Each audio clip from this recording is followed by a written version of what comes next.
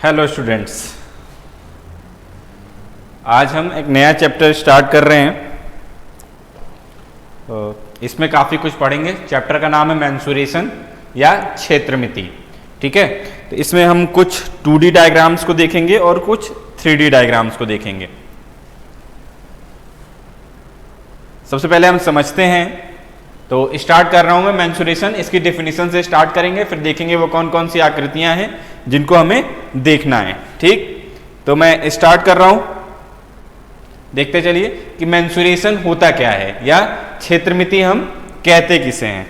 ठीक, तो देखिए मैथ्स की बहुत सारी शाखाएं, जैसे अभी हमने पिछली बार क्या त्रिकोणमिति पढ़ा था। ठीक है, तो उसी तरह से ये क्षेत्रमिति है।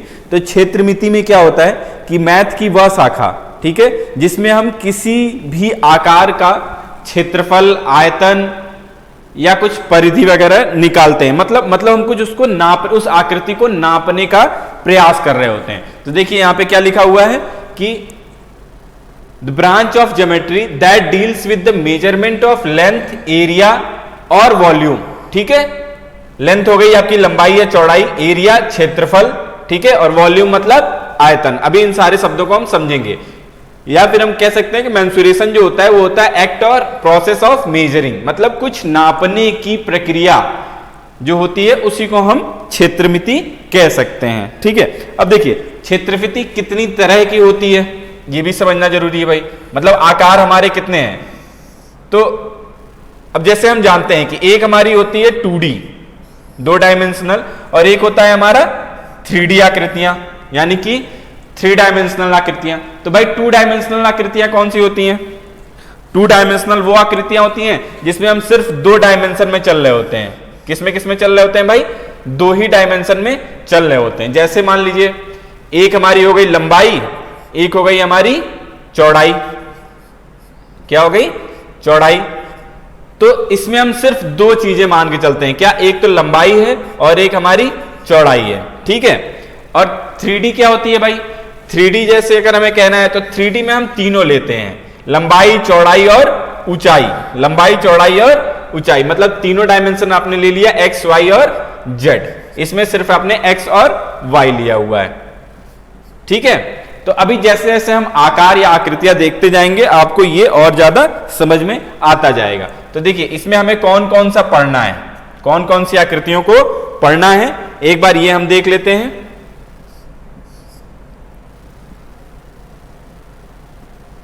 तो देखिए सबसे पहले हमें इसमें पढ़ना है स्क्वायर, वर्ग। क्या है भाई? स्क्वायर या फिर वर्ग। ठीक, हमें पढ़ना है इसमें स्क्वायर या फिर वर्ग। दूसरा हमें क्या पढ़ना है? आयत। देखिए इसको बनाने में कहीं भी हमें ऊंचाई की जरूरत नहीं पड़ रही है। दूसरा हमें क्या पढ़ना है? आयत। नेक्स्ट आइए, नेक्स्ट आपको पढ़ना है त्रिभुज। जब मैं कह रहा हूं कि इसे पढ़ना है इसका क्या मतलब है अभी वो नेक्स्ट स्लाइड में मैं बताऊंगा। ठीक है, नेक्स्ट हो गया आपका त्रिभुज।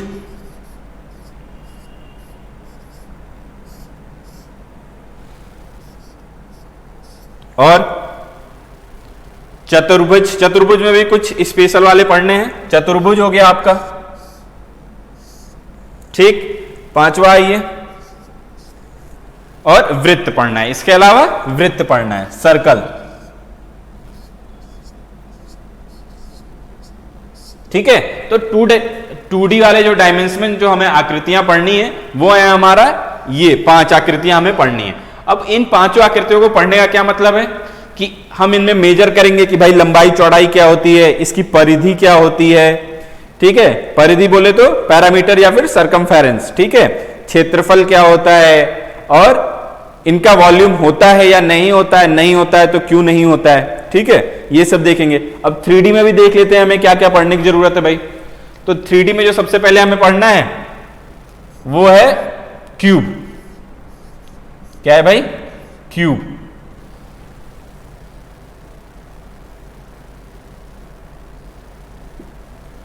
इसको यहां से हटा देते हैं। इसमें हमें पढ़ना है क्यूब। ठीक है, तो भाई क्यूब बना लो।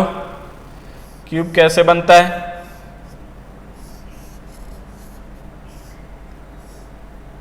क्यूब या फिर इसे घन भी बोलते हैं। क्या बोलते हैं? घन।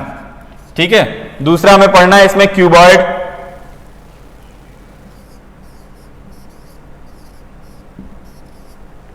दूसरा इसमें हमें पढ़ना है क्यूबॉइड। क्यूबॉइड बना लेते हैं।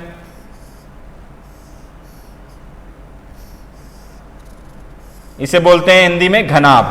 क्या बोलते हैं? घनाभ। ठीक है। तीसरा बेलन पढ़ना है हमें। बेलन या फिर इसे सिलेंडर भी बोलते हैं।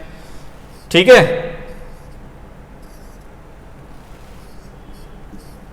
चौथा गोला। गोला या फिर इसे स्फीयर बोलते हैं। क्या बोलते हैं? गोला या फिर स्फीयर। ठीक है। तो देखिए हमें आने वाले लेक्चर्स में ये 5 टू डायमेंशनल आकृतियां इनको पढ़ना है और 4 जो है हमारी 3 डायमेंशनल जो आकृतियां हैं इनको पढ़ना है। ठीक है। ये मैंने बता दिया भाई कि आने वाले लेक्चर्स में हम क्या पढ़ेंगे। ठीक। चलिए नेक्स्ट स्लाइड पे चलते हैं। अच्छा हाँ भाई, तो इसमें मैंने कहा था कि अभी ये 2-3 टर्म्स हमारे पास नए आएंगे कि परिमाप या परिधि क्या होती है, क्षेत्रफल क्या होता है और आयतन क्या होता है। तो देखिए इसको चलिए एक एक करके हम समझने का प्रयास करते हैं। ठीक, कि ये क्या होता है। इसको अगर इंग्लिश में आप लिखना चाहें तो भाई लिख लीजिए। ये होता है पेरीमीटर।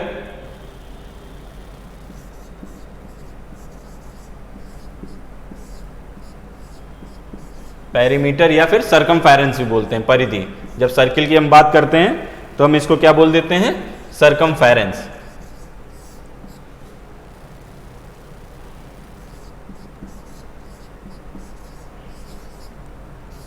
ठीक।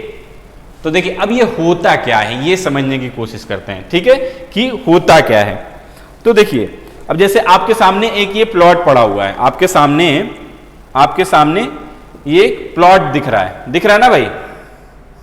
ठीक, जिसकी बाउंड्रीज को स्टोन्स रख के दिखाया गया है। क्या? बाउंड्रीज को स्टोन्स रख के दिखाया गया है।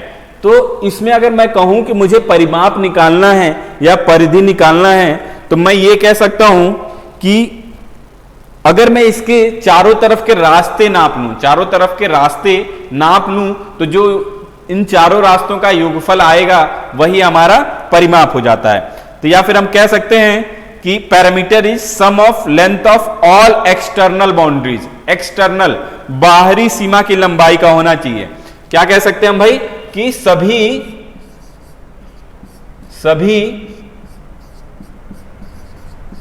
बाहरी सीमा की लंबाई का योग,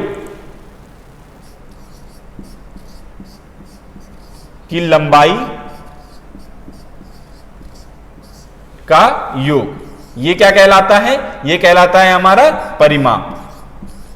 ठीक है, ये कहलाता है हमारा परिमाप। ठीक, या कह सकते हैं the path surrounds the shape. अगर ये हमारा शेप है तो इसकी जो सराउंड कर रहा है उसको अगर हम उसका योगफल निकाल लें तो हम परिमाप निकाल लें। अब जैसे इस वाले आप फिगर को देखिए। ठीक है, इस फिगर को अगर आप देख रहे हैं तो इसके अंदर क्या है इससे आपको कोई मतलब नहीं है। आपको सिर्फ अगर परिमाप निकालने को कहा जाए तो आपको सिर्फ इससे मतलब है कि ये इतना, ये कितना है। ठीक, या फिर एक बात समझ लीजिए कि इसमें ये होता है किसी एक बिंदु को पकड़िए, वहां से चलना स्टार्ट करिए। ठीक है, आप ये चले उसके किनारे किनारे बाउंड्री लेके, ठीक है, इस पॉइंट पे पहुंचे। ठीक, जैसे अगर ये ए है, ये बी है, ये सी है और ये डी है। ठीक है, यहां पे पहुंचे, फिर यहां से आप चलना शुरू कीजिए, यहां पे सी पे पहुंचिए। ठीक है, अब इसकी कितनी लंबाई है ये देख लीजिए। ठीक है, फिर सी से डी यहां आइए, कितनी लंबाई है ये देख लीजिए। फिर डी से वापस ए आइए। मतलब आपने जहां से शुरू किया था वहां तक आपको बाहरी सीमाओं को पकड़ते हुए चलते रहना है और फिर उन सबको जोड़ देना है। यही हो जाता है आपका परिमाप। ठीक है, क्या हो जाता है? यही हो जाता है आपका परिमाप। समझ में आ गया? जैसे अगर मुझे इसका परिमाप निकालना है तो ये हो जाएगा ए बी जितना भी दिया हुआ है plus B C plus C D plus D A. ठीक है, अगर ये आप निकाल देंगे तो यही इसका परिमाप या फिर परिधि कहलाएगा। ठीक है, अब यहां पे देखिए ये दोनों का मतलब सेम होता है, परिमाप और परिधि का मतलब लगभग सेम होता है। बस जब हम किसी स्क्वायर का, रेक्टेंगल का या इन सब की बात करते हैं तो उसे परिमाप कह देते हैं, और जब हम सर्किल की बात करते हैं, सर्किल भी जैसे मान लीजिए अगर ये बिंदु है, ये ए बिंदु है, तो यहां से स्टार्ट करके ये बाहरी सीमा को पकड़े हुए जब वापस आप ए पे पहुंचते हैं तो जितनी दूरी तय करते हैं इन पूरे का जो योगफल होता है वही कहलाता है परिमाप। तो सर्किल के टर्म में हम इसको बोल देते हैं परिधि या फिर सरकमफेरेंस। क्या बोल देते हैं? परिधि या फिर सरकमफेरेंस। ठीक, तो परिमाप समझ में आ गया होगा। नेक्स्ट देखिए क्षेत्रफल, कि भाई क्षेत्रफल क्या होता है। तो क्षेत्रफल होता है, क्षेत्रफल सबसे पहले तो ये समझ लीजिए कि घेरा गया स्थान किसमें? सिर्फ लंबाई और चौड़ाई की बात कर रहे हैं हम। ठीक है, घेरा गया स्थान, लेकिन सिर्फ हम लंबाई और चौड़ाई की बात कर रहे हैं। अब देखिए इसमें एक एग्जांपल छोटा समझ लीजिए। अब मान लीजिए आपके पास ये दीवार है, ये आपकी दीवार है, सामने वाली वॉल है। ठीक, सामने वाली वॉल है। ठीक है, अब इस पे अगर आप अपनी फोटो लगाते हैं, फोटो आपने एक पोस्टर बनवाया है फोटो का, ठीक है, प्रिंट आउट निकलवाया और उसे यहां पे आपने लगा दिया। ठीक है, लगा दिया, तो अब उसकी सिर्फ लंबाई और चौड़ाई तो है, अब उसकी ऊंचाई तो है नहीं, मतलब गहराई तो है नहीं, और या है भी तो इतनी कम है कि इसको हम नेग्लेक्ट मान लेते हैं। तो यहां पे क्या हुआ, इसने कितना एरिया, दीवार का कितना एरिया घेरा, इसने कितना दीवार का एरिया घेरा, ये पता चलेगा आपको किससे? इसकी लंबाई और इसकी चौड़ाई से आपस में गुणा करके आपको इसका एरिया निकल जाएगा। ठीक इसी तरह अगर ये आपके पास प्लॉट है तो आपको इसमें पता होना चाहिए कि ये आपकी लंबाई कितनी है, ठीक है, और आपकी ये चौड़ाई कितनी है। इन दोनों को आप आपस में गुणा कर देंगे तो आपका क्षेत्रफल निकल आएगा। ठीक है, तो ये इसे ऐसे कह देते हैं कि बाहरी सीमा द्वारा करा गया क्षेत्र, बाहरी सीमा द्वारा घेरा गया क्षेत्र। ठीक है, तो इसे हम कह देंगे कि ये होता है हमारा क्षेत्रफल। ठीक, चलिए नेक्स्ट चलते हैं। अच्छा, आयतन क्या होता है? हाँ ठीक, इसको समझ लीजिए भाई। अभी तक जो हम बात कर रहे थे वो हम दोनों टू डायमेंशनल में बात कर रहे थे, मतलब या तो सिर्फ लंबाई और चौड़ाई है, ऊंचाई की तो बात ही नहीं है। लेकिन एक बात बताइए, जैसे आप पानी की टंकी देखते हैं, पानी की टंकी, तो भाई उसमें तो लंबाई चौड़ाई भी है और जो पानी अंदर आता है वो ऊंचाई भी है उसकी, है ना। ऐसे जैसे आपके पास आइसक्रीम का कोन है, आइसक्रीम का कोन, तो अब इसमें कितना आइसक्रीम भरा जाएगा, कितना आइसक्रीम भरा जाएगा, तो क्या वो एरिया है? नहीं, ये आयतन है। ठीक है, जब हम 3 डायमेंशन में बात करते हैं तो उसे हम क्या नाम देते हैं? आयतन। अब जैसे मान लीजिए आपने पिछली दीवार ली थी ना, अब दीवार पे आपने फोटो लगाई थी, अब मान लीजिए उसी दीवार पे आपको एक एसी लगानी है। क्या लगानी है? एसी। तो क्या वो लंबाई और चौड़ाई घेरेगी? नहीं, लंबाई और चौड़ाई तो वो घेरेगी, साथ में वो दीवार में कुछ बाहर की तरफ भी निकली हुई रहेगी, बाहर की तरफ निकली हुई रहेगी ना भाई, तो वो वहां पे उसका आयतन निकलेगा कि उसने कितना स्पेस घेरा है। तो ये है वैसे ही लंबाई, एरिया में ही अगर हम उसकी ऊंचाई से मल्टीप्लिकेशन कर देते हैं, एच क्या है यहाँ पे? ऊंचाई। ठीक है, तो हमारा आयतन निकल जाता है। क्या निकल जाता है भाई? आयतन। तो हमारे जब भी इस तरह के क्वेश्चन रहे कि क्षमता, किसी आकृति की क्षमता कितनी है, मतलब जैसे ये पानी की टंकी है, ठीक है, ये पानी की टंकी है, तो ये कितना, इसमें कितना पानी आएगा, अगर हमें ये जानना है कि इसमें कितना पानी आएगा तो इसके लिए हमें इसका आयतन निकालना पड़ेगा। क्या निकालना पड़ेगा भाई? आयतन निकालना पड़ेगा। तो देखिए मेनली यही 3 टर्म समझने थे। ठीक, नहीं, इसमें इन तीनों की यूनिट्स हम एक लाइन में देख लेते हैं कि यूनिट क्या होती है। ठीक है, इन तीनों की यूनिट क्या होती है। तो भाई स्टार्टिंग से देख लेते हैं, क्षेत्रफल छोड़िए, परिमाप में देखिए। परिमाप में हम किसकी बात करने जा रहे हैं? यूनिट की ना। ठीक है, यूनिट या फिर इकाई, यूनिट या फिर इकाई। तो भाई मैंने क्या कहा था कि परिमाप क्या होता है? सबको जोड़ दो आपस में। तो अगर मान लीजिए इसकी लंबाई सेंटीमीटर में है, ठीक है, तो चारों को अगर आप जोड़ोगे भी, ठीक है, तो भी जो आपका आंसर आएगा वो किस में आएगा? सेंटीमीटर में ही तो आएगा, क्यों, सेंटीमीटर में ही तो आएगा।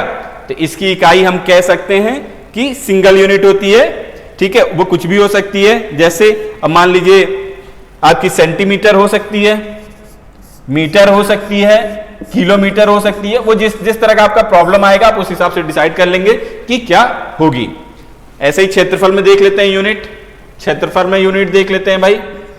तो क्षेत्रफल तो आपको दिख रहा है, क्षेत्रफल क्या है भाई, लंबाई और उसमें आपने चौड़ाई से गुणा कर दिया, लंबाई और चौड़ाई से गुणा कर दिया। अब लंबाई अगर मान लीजिए आपकी सेंटीमीटर में है और चौड़ाई भी सेंटीमीटर में है, तो जो आपका आंसर आएगा वो क्या आएगा, centimetre square, centimetre into centimetre, centimetre square. तो क्षेत्रफल की जो यूनिट होती है वो होती है आपकी स्क्वायर के टर्म में। वो कुछ भी हो सकती है, centimetre square, metre square, kilometre square, ठीक है।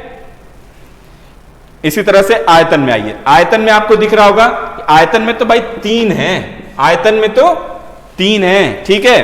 तो क्या हम ये कह सकते हैं कि अगर हम यहां पे centimetre into centimetre into centimetre 3 है ना, तो ये तो हो रहा है भाई सेंटीमीटर क्यूब।